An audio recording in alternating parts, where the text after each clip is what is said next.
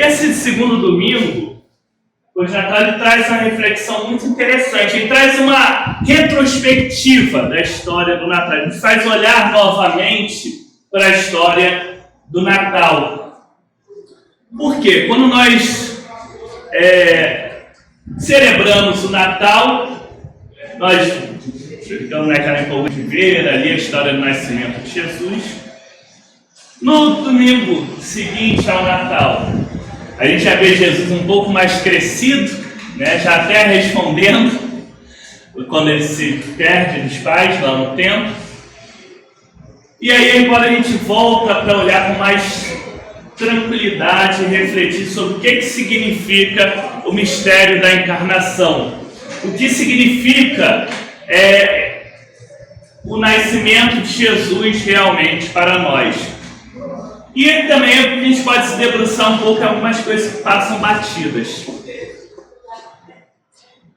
O texto do Evangelho nada mais é do que a continuação do Evangelho que a gente leu no dia do Natal. Aliás, pega até um pedacinho dele. E nessa continuação, nós temos aí já uma situação muito interessante. Diz que ele veio para os seus, mas não foi recebido por eles.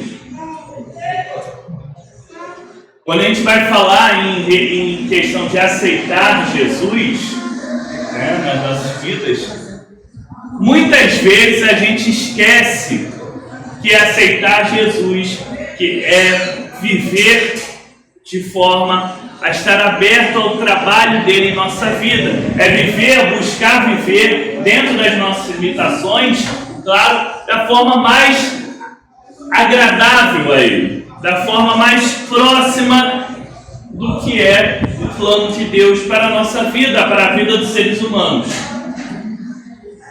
Veja que ele fala que os seus não receberam. Infelizmente, às vezes com as nossas atitudes, com a nossa forma de pensar, tudo isso a gente pode acabar também não recebendo. A gente pensa que o que não recebe Jesus, que o que não aceita Jesus, é talvez quem está fora da igreja. Mas nós corremos também esse risco de não aceitar realmente Ele em nossas vidas. Quando nós vemos o que Ele está oferecendo, o que Ele está nos ensinando, mas nós acabamos não vivendo, não trazendo aquilo realmente para a nossa vida, não nos deixando transformar. Até a própria igreja pode muitas vezes não aceitar Jesus, justamente porque esquece dele, esquece das atitudes que correspondem a quem deve buscar viver como ele. Desde que a gente viu falando ali em alguns textos sobre as promessas que eram feitas para o povo da igreja. A gente sempre fala, a igreja é como a nova Israel, que substitui e entra no lugar da antiga. Mas aquela Israel que tinha aquelas promessas acabou rejeitando, e a gente tem que ter o mesmo cuidado para não fazer a mesma coisa.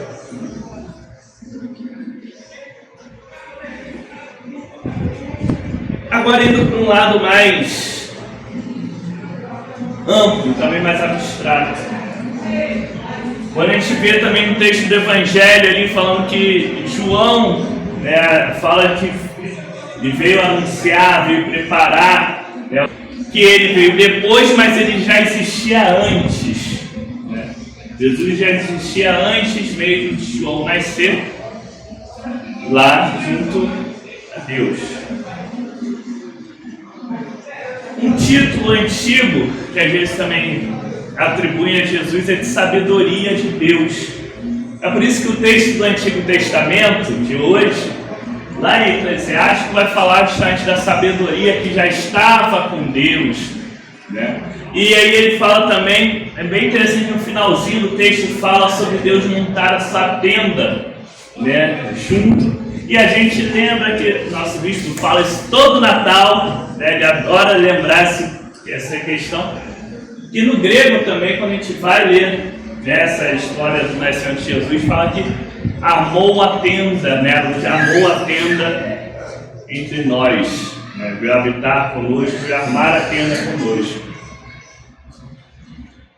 Essa ideia de Jesus como a sabedoria de Deus, Jesus como a revelação humana de Deus, a revelação plena que a gente consegue ver, consegue tocar, consegue pessoas de ver, pessoas, e nós ainda conseguimos manter esse contato direto com Ele.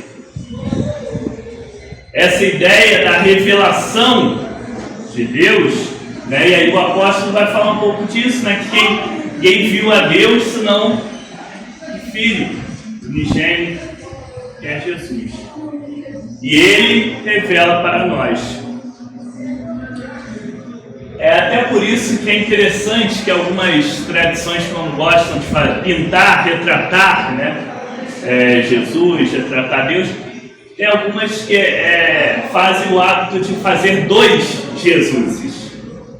Porque a ideia de que quem vê Jesus, vê o Pai, vê Deus plenamente.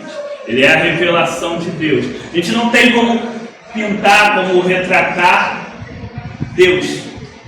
Não é à toa que o Antigo Testamento até proibia isso.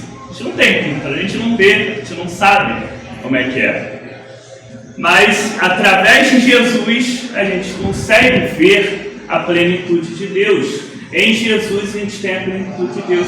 E aí eu acho muito simbólico, muito marcante que nesse período do Natal a gente consiga entender isso.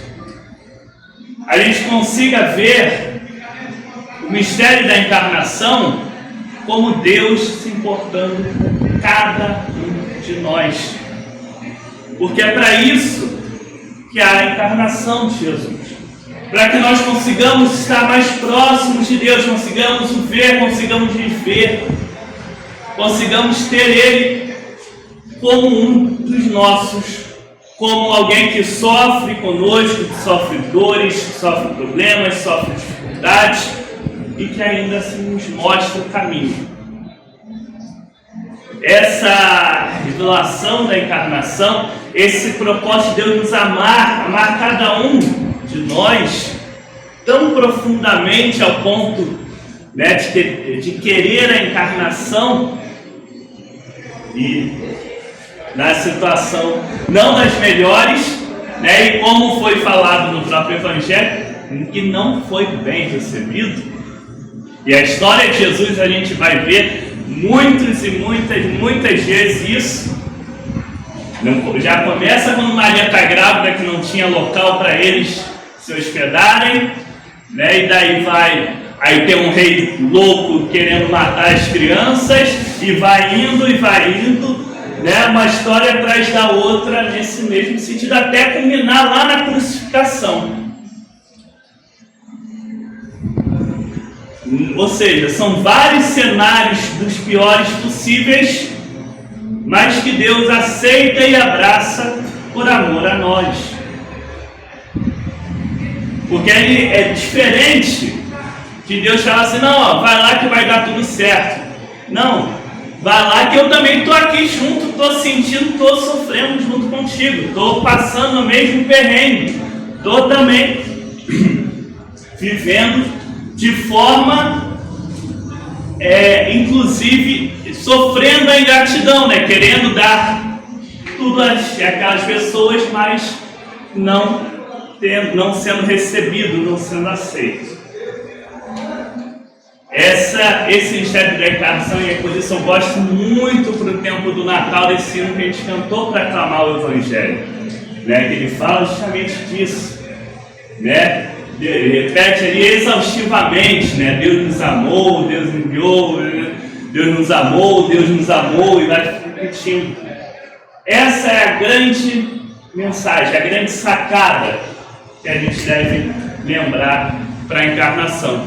E da nossa parte, percebendo esse amor exaustivo de Deus, esse amor às últimas consequências, cabe a nós ter cuidado de não ser aqueles que se fecham, Aqueles que não têm lugar para receber, que não têm lugar para a morada. Porque a tendência é essa. É por isso que a gente tem que ficar sempre vigilante, sempre alerta. A tendência é a gente está muito cheio aqui, mas tenta outro lugar, tá bom? Obrigado, né? A nossa tendência é essa. Mas aí a gente tem que fazer, estar alerta. E que hoje, fechando aí esse quadro, ciclo do Natal, possamos ter mais a certeza desse amor de Deus e sermos mais vigilantes, mais prudentes, buscarmos discernir mais. Quando Deus está na nossa vida, se revelando, se mostrando a gente, e a gente pode estar percebendo ou não. Que Ele nos abençoe com discernimento para isso. Amém.